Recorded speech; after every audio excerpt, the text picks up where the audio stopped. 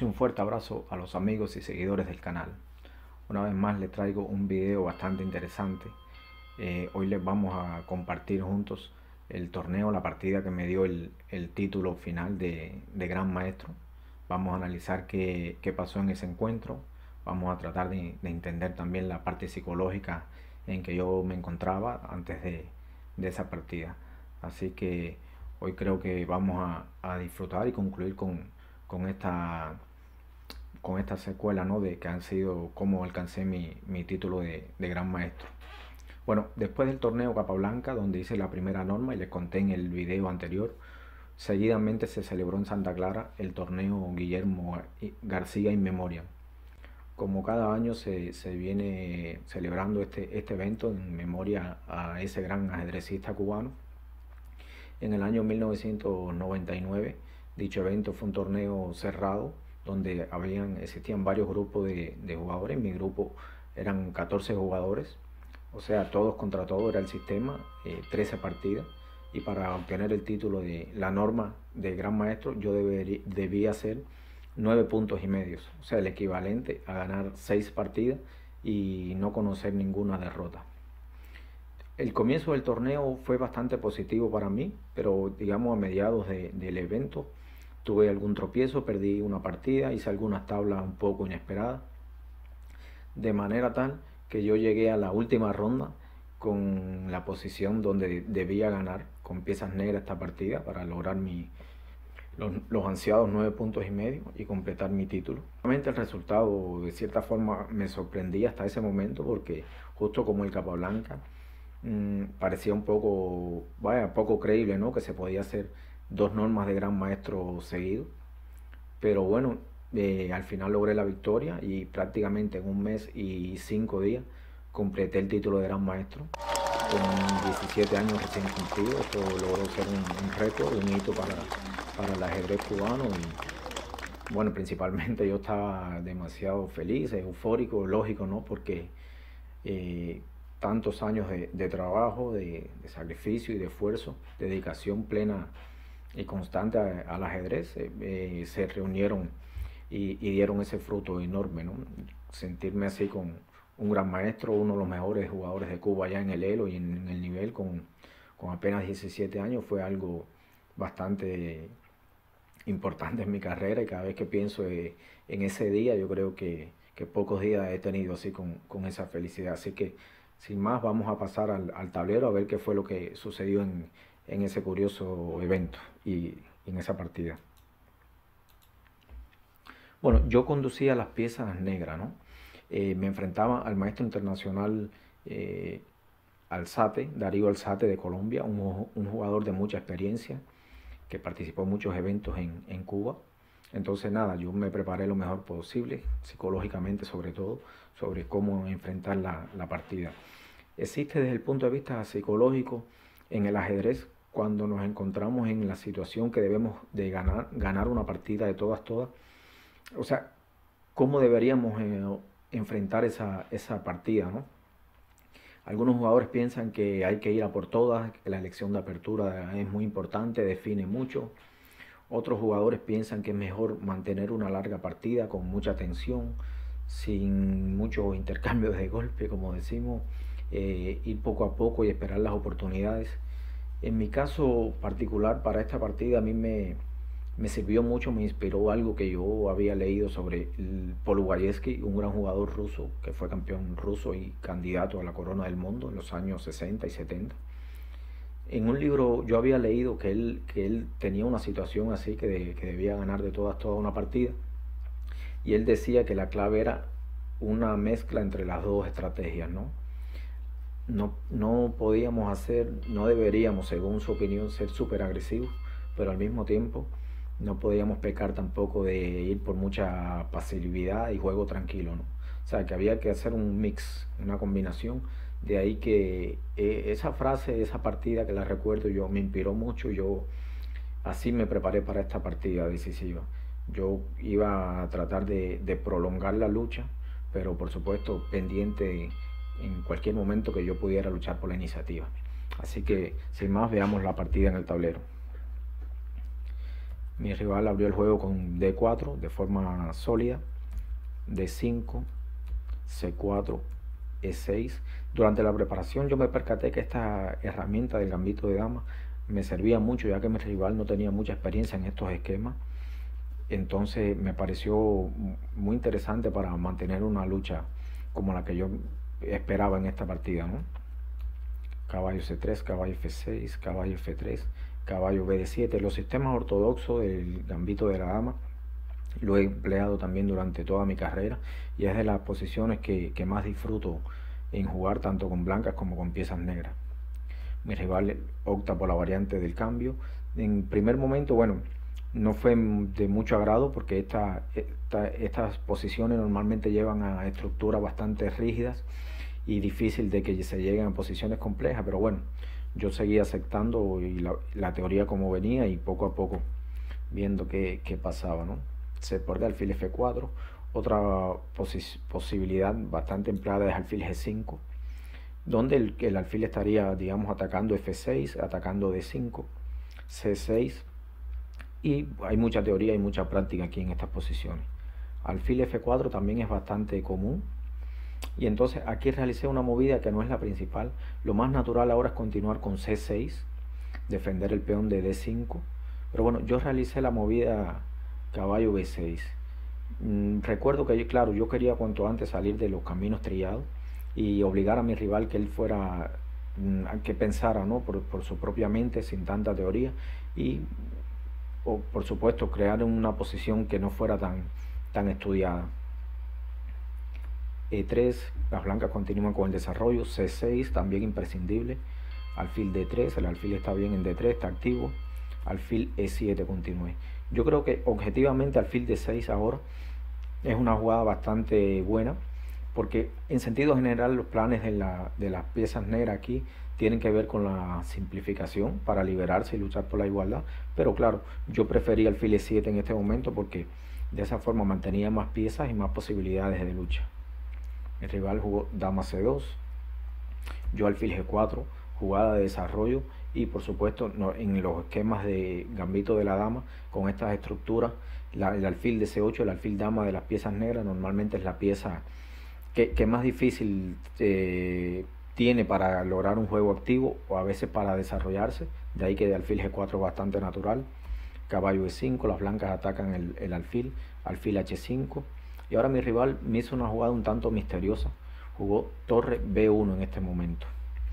Aunque es bastante común en estas posiciones, en estas estructuras Calvars, que las blancas intenten el avance B4 y B5, también en algunos casos las blancas prefieren jugar en el centro mediante F3 y E4. De ahí que la jugada enroque es quizás lo más natural, enroque, y F3 interesante. Este tipo de planes también es bastante común. Las blancas después de F3 quieren seguir con torre A de 1 y preparar un posible E4. Por ejemplo, alfil G6, caballo por G6, H por G, y por ejemplo jugadas como torre A de 1, y quizás la posición blanca es un poquito más fácil de jugar, se puede decir que es ligeramente preferible. Porque torre B1 de mi rival ahora, en este momento, es como que ya define, ¿no?, que quiere jugar en el flanco de dama mediante B4 y se priva de la otra opción. Digamos que es menos flexible esta movida que el enroque. Alfil G6, por supuesto, el cambio de alfil está en los planes de las piezas negras. H3, mi rival también juega de forma tranquila, quería mantener la opción de retirar su alfil dama a la casilla H2, de ahí la idea de H3, aunque caballo por G6 nuevamente sigue siendo interesante. H3, enroque natural.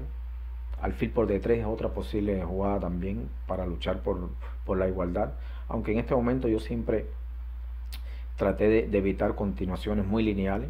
Quería, digamos, dejarle la lección a mi adversario, que él escogiera los caminos, a ver si así mantenía más opciones de que se complicara la partida. Pero bueno, enroque, y ahora torre E8, la casilla natural de la torre está bien en estos momentos.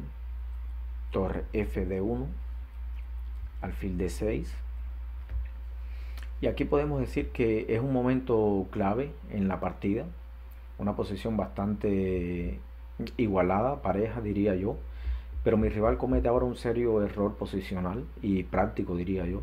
Algo que yo quiero resaltar en esta partida y luego de analizarla durante diferentes momentos, algo que sí me percato y es que mi rival, al entender que yo, o sea, él psicológicamente él debía entender que yo estaba luchando de todas por la victoria y debía ganar.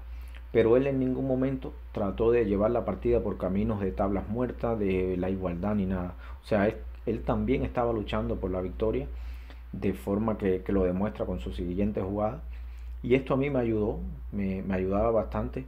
No estoy seguro si en aquel momento yo era plenamente consciente de esta situación psicológica que estaba pasando en la partida, pero con sus jugadas y su forma de maniobrar ahora yo me doy cuenta que él también quería ganar y no quería ir por un juego pasivo. O sea que su agresividad de cierta forma yo lo usé también a favor. Entonces juega B4, que es una idea común, pero en este momento no es lo más preciso. Quizás debió haber reconocido que era el momento para eliminar el alfil de G6, caballo por G6, H por G, alfil por D6, dama por D6 y ahora sí pueden intentar B4 continuando su juego en el flanco dama y la posición blanca es bastante sana, ¿no? O sea que B4 es una idea natural en la posición, pero en este momento falla por un juego concreto. Ahora continúe alfil por E5, jugada muy buena posicionalmente, alfil por E5 y caballo F de 7. ¿Qué ha pasado aquí? Bueno, pues que ahora la casilla C4 es un problema importante, podemos mirar aquí, en la posición del juego blanco, porque luego del cambio inevitable de alfiles, las blancas van a sufrir porque las negras colocarán su caballo en C4 y esto le dará un excelente juego estratégico a las negras. Mi rival continúa alfil F4, caballo C4, amenazo ahora caballo A3, el salto del caballo, dama B3, alfil por D3 y torre por D3. Bueno, la posición ha dado un cambio bastante brusco. Ahora las negras, gracias a la casilla C4, tienen un juego bastante cómodo, pero aún así no podríamos hablar de una ventaja tangible en este momento, porque la posición blanca sigue siendo sólida, no tienen debilidades así mayores. El caballo en C4 está muy bien ubicado, pero todavía no ataca ningún punto importante. De ahí que todavía es muy difícil decir que las negras tienen una ventaja tangible. El blanco todavía también dispone de planes simples como A4 o B5 en la posición. Pero nada, yo creo que aún así este tipo de posición era lo que yo deseaba y aspiraba porque todas las opciones están abiertas, ¿no? Entonces la partida continuó. B5. Quizá era mejor intentar caballo F8. Yo quería evitar B5 del blanco, de ahí esta idea, y apuntalar mi caballo en C4. Pero una jugada como caballo F8, por ejemplo, me parece que era más precisa. En caso de B5, seguiría caballo E6, ataca el alfil de F4, alfil G3 y C5. Justo gracias a esta movida, las negras liberan su juego. Ahora puede seguir dama D1, C por D4, E por D4. Torre C8 y la posición negra es ligeramente preferible, pienso yo. Pero bueno, B5 fue la continuación, A4, A6, torre A1. Las blancas buscan entrar por la columna A en el flanco dama, caballo F8.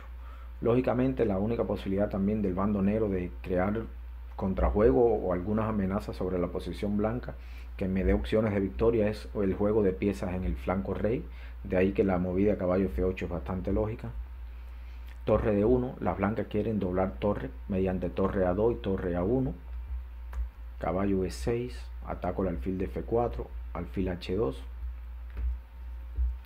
Y ahora nuevamente debo yo elegir qué plan a seguir, porque las blancas tienen un plan bastante claro que es doblar la torre en la columna A, ¿no? Entonces yo jugué caballo G5. Como podemos ver, una idea posible es torre E6 y torre G6. La torre se incorporaría al flanco rey. Yo pensaba que aunque era difícil, sí podía intentar algunas amenazas sobre el flanco rey, sobre todo si lograba incorporar más piezas, ¿no? Mi dama, la torre, cosas así. De ahí esta idea. Torre A2, las blancas siguen de forma consecuente con su plan de doblar las torres.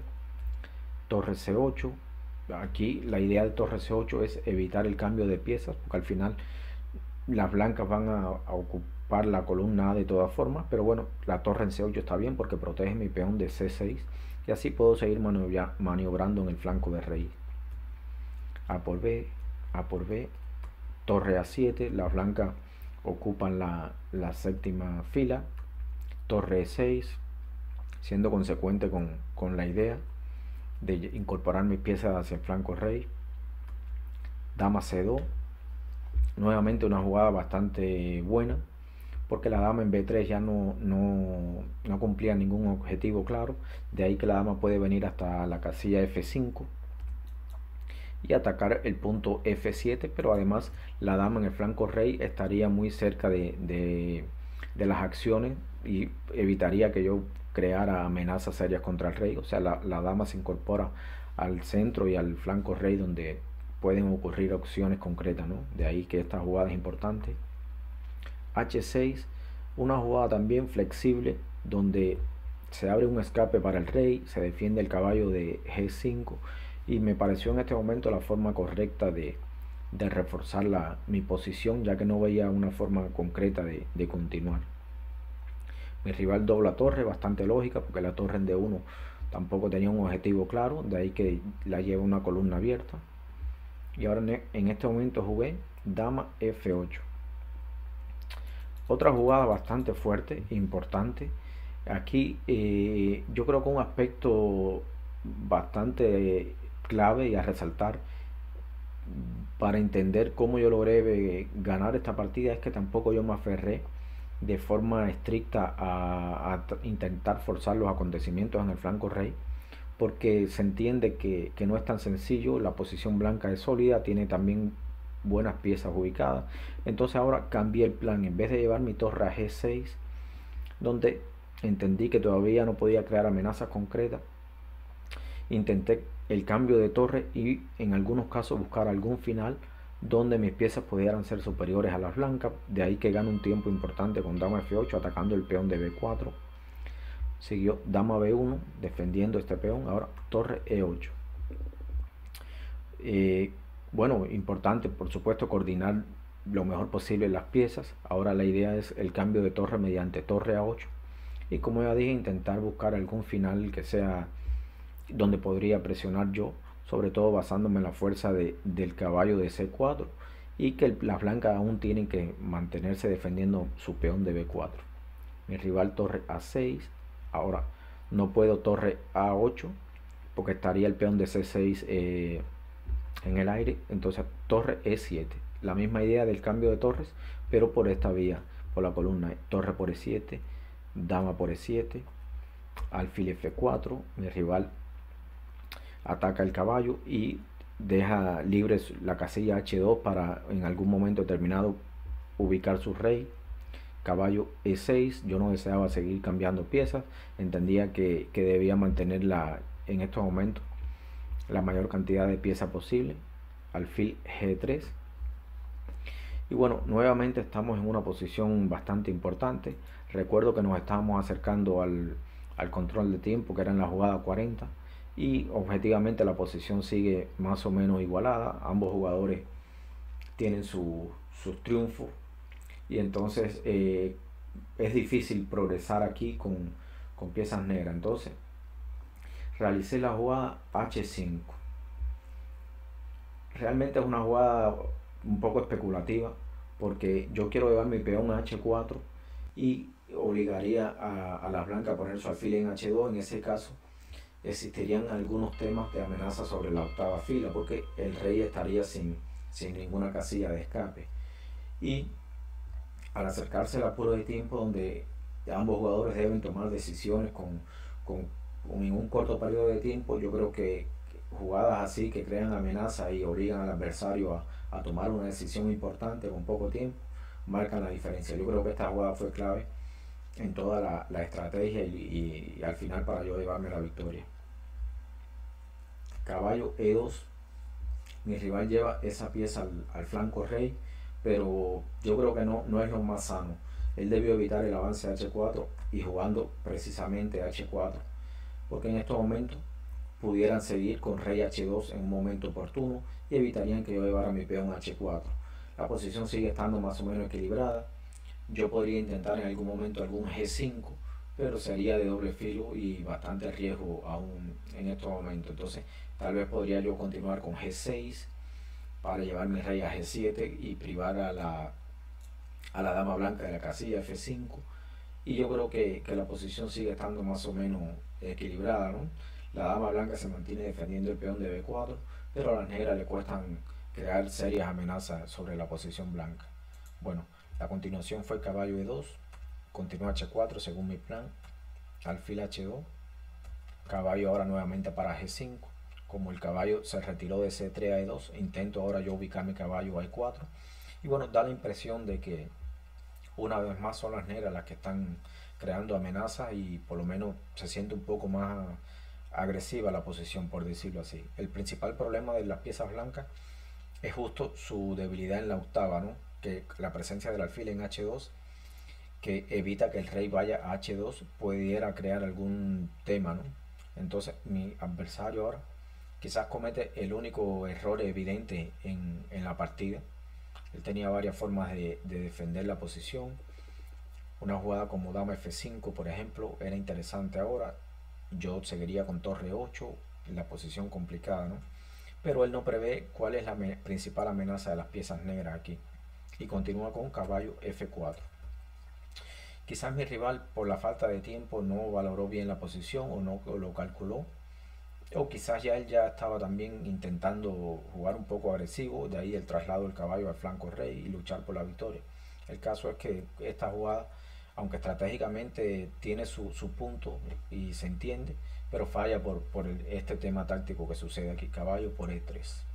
Después de muchas maniobras y muchas tensiones, los caballos rinden su fruto y justo lo que había hablado de la debilidad en la octava, se presta para que las blancas sufran este golpe y no tengan una defensa clara, ¿no? La continuación fue dama E1. En caso de peón por E3, capturar el caballo es lo natural. Dama por E3 jaque, rey H1, por supuesto, rey F1 perdería inmediatamente por caballo E4, rey H1, caballo E4, atacando el punto F2, no tiene forma de defender las blancas, jugarían torre A2, caballo F2 jaque, torre F2, dama F2. Y esta posición, aunque disponen de dos piezas por una torre, las negras tienen dos peones además, lo que evidentemente le daría una ventaja muy grande en este momento, y convertir esta ventaja sería una cuestión de técnica, pero es difícil. Digamos, en caso de caballo de 3, las negras tomarían en D4 sencillamente. Si jugaran un dama F5, por ejemplo, las blancas sencillamente podrían, las negras darían el jaque en E1, alfil G1 y torre A8, nuevamente con serias amenazas sobre el rey blanco, y pueden capturar el peón de B4, o sea, la posición estaría estratégicamente ganada para las piezas negras. La partida continuó con dama E1, a lo que siguió caballo F5, y ya la partida queda sentenciada porque las negras tienen un peón de ventaja claramente y los peones de D4 y B4 siguen siendo débiles. O sea, es una cuestión de técnica ganar esta posición, porque se va a llegar a un final donde las blancas no tienen ninguna posibilidad de salvarse ni ningún contrajuego. Dama por E7, caballo por E7, caballo D3, caballo E6, ataca el peón de D4, alfil E5, caballo F5, torre A7, y luego de F6, atacando el alfil y ganando un tiempo, mi rival decidió abandonar, ya que tendría que retirar el alfil y yo tomaría el peón de D4 y sería un final ahora en este caso con dos peones de ventaja, y las negras mantendrían todos sus triunfos estratégicos, lo que le daría una ventaja ganadora. Nada, sin duda después de esta partida ha sido uno de los días más felices de mi vida, después de un torneo tan largo, con altibajos, con partidas de mucha tensión.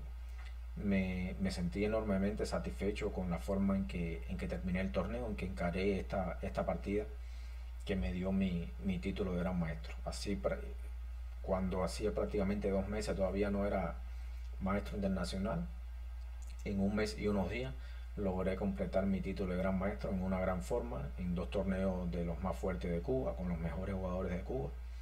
Y yo creo que esto marcó un antes y un después en mi carrera. Ya a mi edad tener el título de gran maestro me reafirmó que iba en el camino correcto y que si seguía trabajando y seguía luchando iba a obtener muchos más resultados. Así que espero que hayan disfrutado esta partida y que lo hayan, o sea, hayan entendido de cierta forma lo que yo sentí, porque realmente recordar estos momentos de mi carrera es algo muy dulce. Uno vibra y revive esa energía y esas emociones a pesar de que hace 20 años prácticamente de esto. Así que nada, yo creo que fue una partida clave, muy bonita. Espero que la hayan disfrutado. No olviden seguirme, que vienen otros videos mucho más interesantes. No olviden suscribirse y compartan para que les llegue toda la información y vamos a seguir aprendiendo, y en mi caso trataré de hacer todo lo posible por ayudarlos a que sigan comprendiendo, aprendiendo de ajedrez y puedan progresar y mejorar su nivel. Gracias.